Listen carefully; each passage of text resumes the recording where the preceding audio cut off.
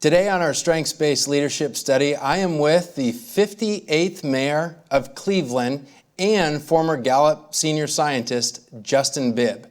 Justin, thank you for joining me today. Good to be back at Gallup HQ, man. Justin, first tell us a little bit about what are your top five? Activator, Arranger, Maximizer, Responsibility, and Selfassurance. Can you talk a little bit about when did you first get in touch with your strengths? Yeah. When did you do the assessment? How did you get coached? Yeah. And what surprised you the most? So I did my first strengths interview when I was interviewing to join Gallup in 2007, I believe, which is a long time ago. And I was studying abroad in London at the time at the London School of Economics. I remember this day vividly. There's never any sun in London, so it was a very dreary November day. I take the assessment, and I look at the assessment, and I read the definitions of all of my top five strengths, and I'm like, man, this all makes sense.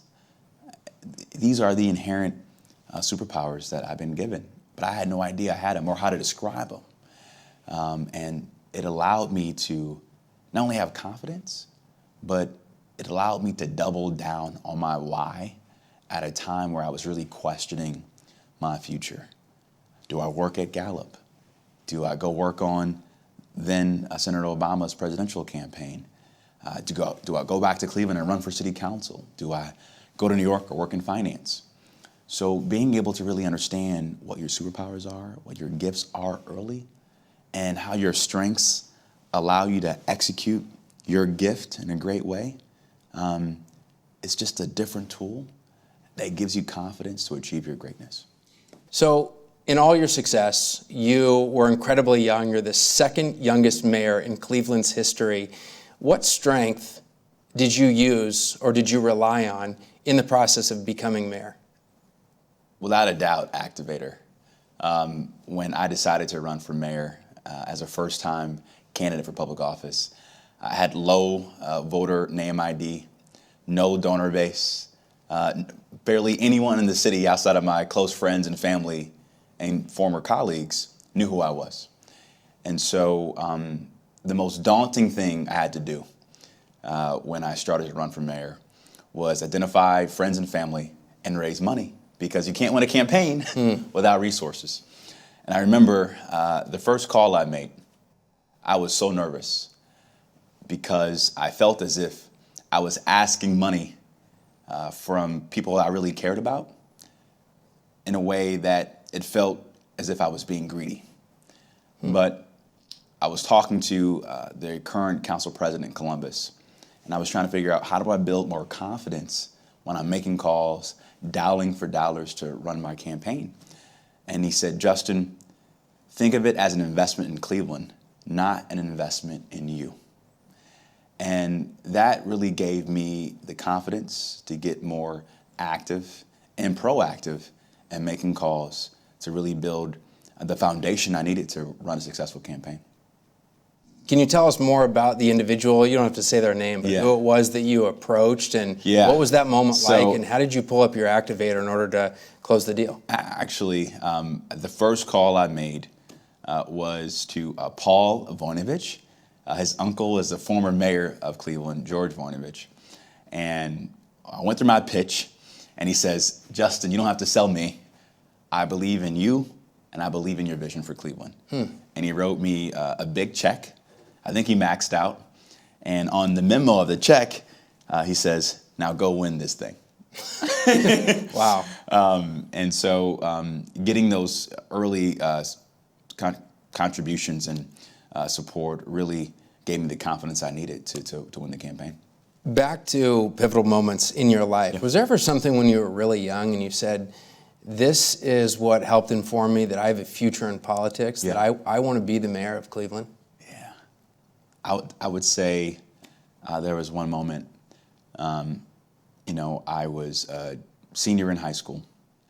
And for the early part of high school, I thought I was going to be the number 2 guard at Duke. I had hoop dreams. It was going to be LeBron James and then Justin Bibb as the basketball legends from Ohio. But I tore my meniscus my sophomore year playing basketball.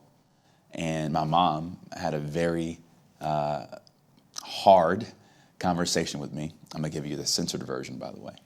She was like, look, you ain't the next LeBron James. You have a 2.4 GPA. Better get in these books and figure out what you're going to do with your life. And then we had a couple conversations, and I remember, I think we were coming back from church one day. And she was like, well, you know all those Easter speeches you used to give? You're kind of good at public speaking. Try out for the mock trial team. So I'm like, okay. So I study all the cases. I memorize all my lines. But I had so much adrenaline that I bombed the mock tryout, and I got cut from the mock trial team. And I'm devastated. So I get the news that I didn't make the mock trial team. I go to my locker, and I see my classmate. His name was Hunter Ferris, and he had a Wes Clark for President T-shirt on. And I'm like, what is this? He's like, oh, Wes Clark was the commander of NATO, Rhodes Scholar. He's running for president. Come volunteer on the campaign. I said, okay, great. Volunteered on the campaign. I was organizing phone banks, canvases, giving many stump speeches on why Wes Clark should win the Democratic nomination for president. Obviously, I wasn't successful because Wes Clark didn't become president. John Kerry got the nomination that year. But seeing my ability to understand a campaign plan, execute a campaign plan, I felt as if I had a gift to be in politics. And I took those same skills to organize a town hall for young people about how to get involved in government at City Hall as a senior. So when I gave my speech in City Council chambers in Cleveland, that's when I realized that I could be mayor one day. Did you feel like you had a different set of strengths that you were pulling on during the campaign compared to now that you're serving as mayor? Absolutely. What's the difference? There's a big difference because in my first year as mayor, I had to learn how to go from candidate to an executive leading a large enterprise. Obviously, you want to keep the momentum of the campaign going. You want to continue to engage with your base and the folks you're serving across the community. But how you make decisions has to change. I'll give you an example.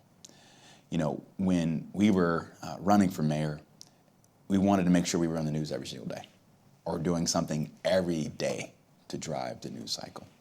When you're governing, that's not necessarily a good thing, because if you're always focused on driving the message, sometimes that distracts you from the hard work that you have to do to really turn around a large bureaucracy. You know, my job is trying to figure out, how do I turn around this large, Great Lakes steamboat around as quickly as I possibly can. Yeah. And while I have the same sense of urgency that I had when I was running for mayor, I have to apply that sense of urgency very differently now that I am the mayor. While it was important to make very quick decisions on the campaign, now as mayor, as a chief executive, I need to make thoughtful, deliberate decisions in a way that I get shared buy-in, that have the right information and data, and that I know that I'm confident and I can defend the decision that I made. Now, you have Selfassurance top 5. Can you tell us Yes. a little bit more about how you use your Selfassurance? Well, no one's gonna vote for you or invest in your campaign if you're not confident and you don't believe in your vision. And in those early days when I was raising money, knocking on doors, doing meet and greets all across the city, even on Zoom, I had to show the confidence, the determination, and the boldness that I was the right leader for the right time to lead Cleveland in this moment.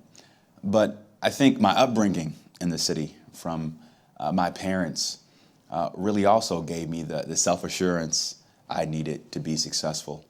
And that's something that I've taken with me throughout my career. You know, I started here at Gallup as a senior in college, working first as an intern here. And I remember when the current chairman and then CEO, Jim Clifton, told me to figure out how to build $1 million business. Go figure it out. In those early meetings, I had to show confidence that I knew the business, I knew the products we were selling, and that I was capable of delivering for our clients. And so That's a skill and a strength that I use every single day now in my role as mayor. Now, you had mentioned something in your childhood, being raised by your parents was one of the things that helped you with your self-assurance. Can you tell us a little bit more about that? As you know, at Gallup, we are really passionate about strengths-based parenting. Is there anything that parents can learn about how to raise a successful son with self-assurance? You know, my parents divorced when I was 4, but that didn't stop them from pouring love into me and showing me that I could succeed at anything I do. And it was important for them to do that because at the time when I was growing up in Cleveland, the street I grew up in had some of the highest rates of poverty, some of the highest rates of drug addiction in the entire city. And my mom specifically was very focused on making sure that number one, that I was destined for greatness early, but number two, exposing me to my capabilities as a leader. That went from singing solos in the church choir to giving the big Easter speech at my church during Easter, to joining Speech Meet and memorizing the I Have a Dream speech and giving those speeches at churches across the city. She always wanted me to have confidence in my abilities, but the biggest thing that she taught me as a leader was you have to stick by your word and follow through and do what you said you were going to do. And whether it's my activator or my responsibility or self-assurance, I think all of those attributes really are aligned to that commitment my mother gave to me early on as a kid. You know, well done is better than well said. And use these gifts to achieve your own greatness. What you just described right then, which is follow through on your word, almost perfectly describes responsibility. Can you talk a little bit more about how you use responsibility every day in your job? Well, obviously, as the mayor and the CEO of the city, I have a responsibility to our 8,000 employees. I have a responsibility to the roughly 390,000 residents I serve every single day. But I think more than anything, my parents taught me that I have a responsibility to give back. You know, I really believe in that old saying, to whom much is given, much is required. And it's easy, especially in this society, to get comfortable when you pull yourself up by your bootstraps, you build your nice home in the suburbs, your kids are going to great schools, you think you've achieved the American dream. But what if you don't pull anyone up with you, right? What about them? And I believe that if the American dream isn't possible for everyone, then we haven't achieved our potential as a nation. And so I've always felt a calling that if I was lucky to make it out of my situation in Cleveland, I have a responsibility to make sure that the next Justin or Jasmine has the same shot at life to achieve their God-given potential that I have. Now, when you said that you had that pivotal moment when you were young, and you went up and tried out for this mock trial team and failed, you know, a lot of times when people have setbacks in life, they let it consume them and they never try it again. Had you never tried that again, the world may have been very different because there wouldn't have been this great orator who actually is good at speaking.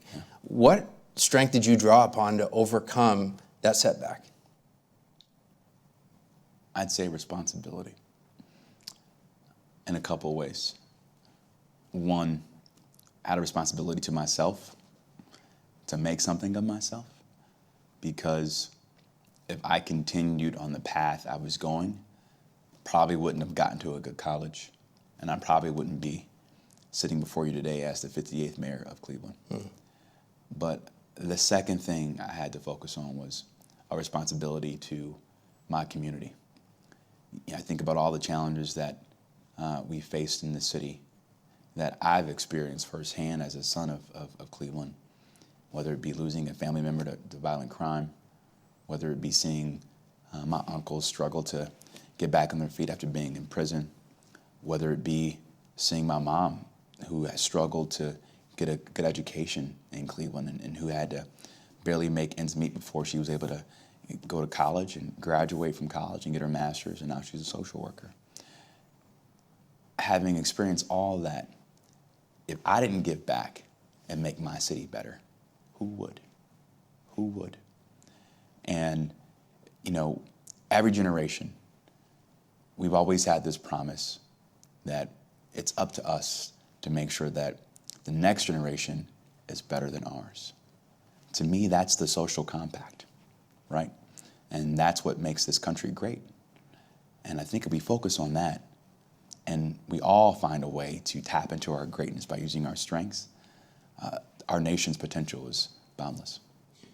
Now, let's go back to your campaign, because when you first ran for mayor, it was a very crowded field. It was, yeah. And you also knocked on an incredible amount of doors yourself personally. Yeah. What strength was it that caused you to do that and inspired you to do that? I would say maximizer. Because anyone would tell you, especially as a first-time candidate, you can't waste a day. You can't waste a day not to call that donor. You can't waste a day to not knock on that door. You can't waste a day not to do that postcard party to get your name out there in the community.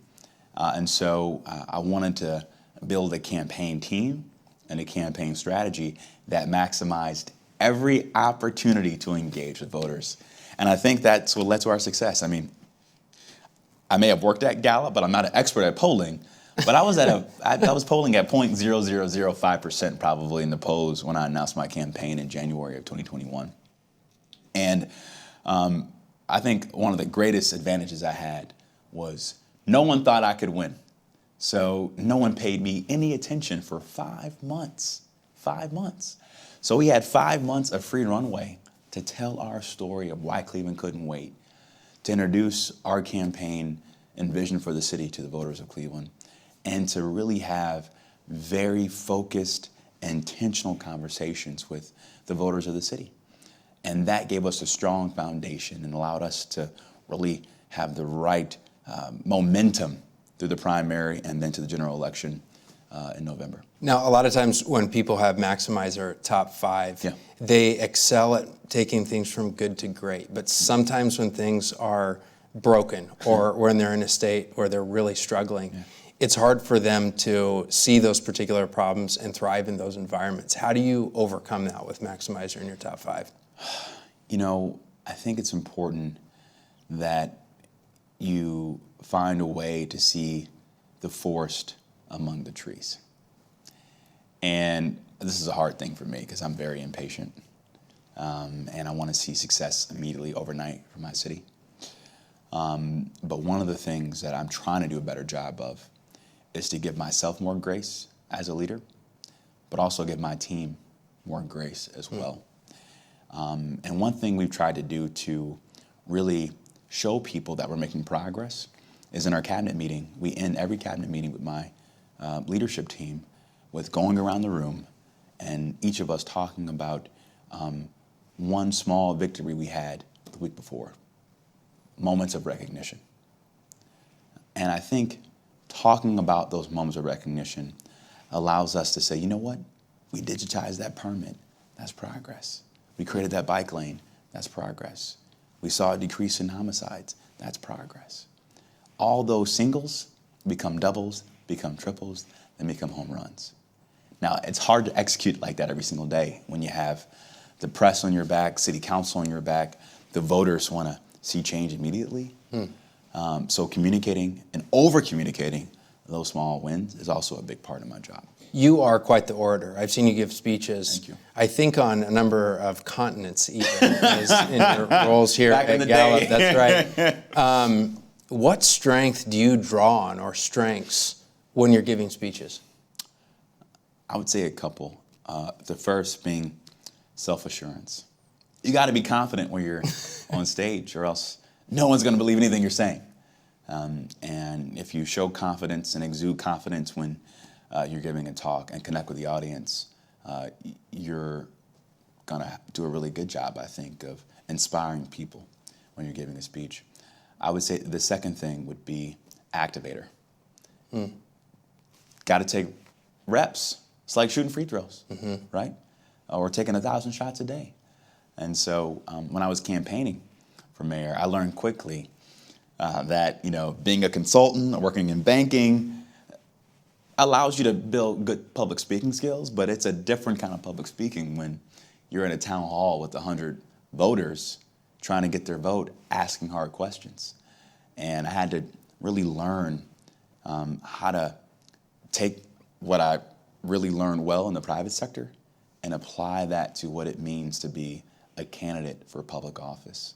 And so I think those skills, getting out, getting reps, being an activator, but also having the confidence to get on stage and take the risk to give that speech or talk, has allowed me to be successful. Now, one of the themes we haven't talked a great deal about is your arranger. Yeah. Talk more about how you use that in the campaign, how you use it as mayor. Mm-hmm. How do you use that strength every day?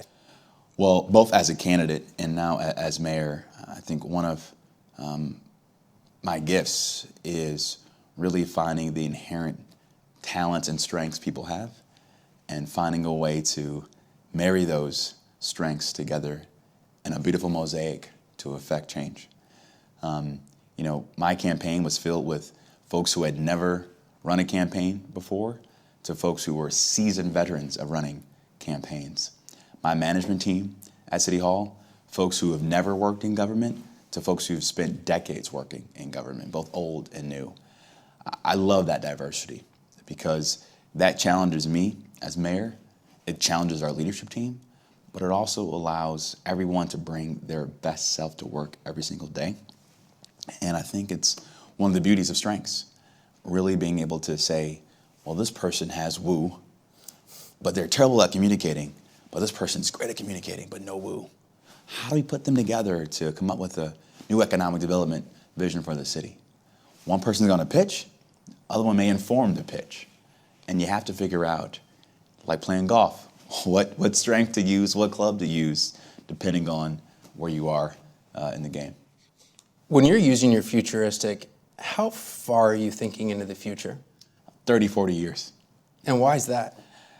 Because you have to make big, bold bets. It's the same bet that Carl B. Stokes made when he ran for mayor to become the first black mayor of a major American city that made my race possible. It's the same bet that Dr. King made when he organized the Montgomery boycott to make sure that voting rights was possible. It's the same bet that John D. Rockefeller made to make sure that Cleveland was at the height of America's Industrial Revolution. And so if we're not making bets, John, for the next generation, then we're not doing our job. And I think that's what the founding fathers and mothers of our nation would want from us. I think a lot of times here at Gallup, we see people's top 5 strengths, but we don't necessarily display their 6 through 10. Yeah. Are there any of your 6 through 10 strengths that stand out, that you draw on a lot more than is necessarily present in your top 5? I would say number 9, belief. Belief. I love that word. I'm really big in my faith, and my faith teaches me that, when the sun comes up tomorrow, there's a promise of a better day, regardless of how bad the day before was. And I've always had this inherent belief that if we focus, if you have a strong vision, if you believe you can be a great teacher or a good firefighter or a good mayor, that change is possible. And it really makes me an inherent optimist. Sometimes that gets me in trouble, but it's that belief that, Cleveland can be a great American city once again. It's this belief that we can, as a nation, in our cities, if we close a racial wealth gap, if we fix public education, if we show the country how to solve violent crime, America's mayors are going to show America that we can live up to our potential. So it's that belief that I think drives a lot of my work as mayor.